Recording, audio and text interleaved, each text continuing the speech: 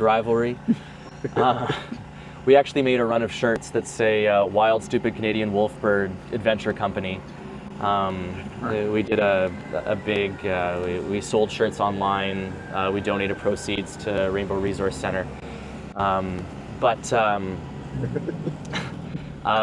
loon is that, you know, you're lying in your tent and you hear that loon call out into the night.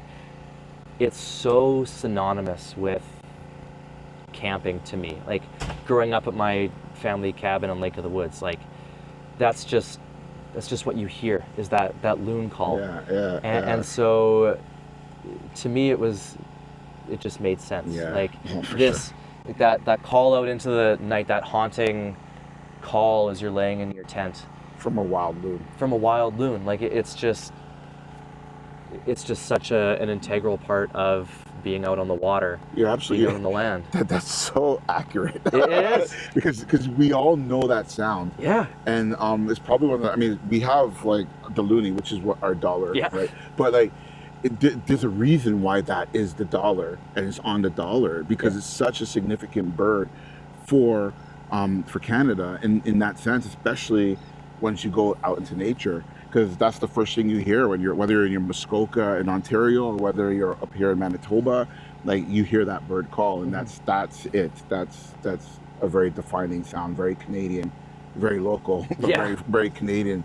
Yeah, no, that makes sense. I mean, it makes sense. It's synonymous with it. I would say the only other animal that probably would give it a run for its money, at least for us in Toronto, would be the raccoon. But I'm okay with the raccoon being a national animal. I'm definitely okay with the beaver. Yeah. And it's funny, and we're going to digress again. I keep looking to make sure it's still recording because I digress so much.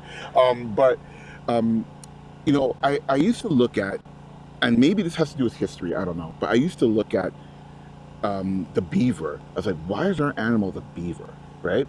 And I was like America has an eagle. Like, that's cool, you know what I mean? But like, why is our animal the beaver? And it wasn't until I went to Kaniasik culture camps and sat in the boat and talked with my friend Zach, shout out to Zach, and he brought us out on a skiff boat, and we drove past a Canoes Dam, and he talked to us about canoes and the otters and those relationships, and once I learned the importance of the beaver and what it does for waterways and swamplands, and how they say that they can even predict the weather based on what the beaver is doing, like how long the winter is going to be and those kind of things.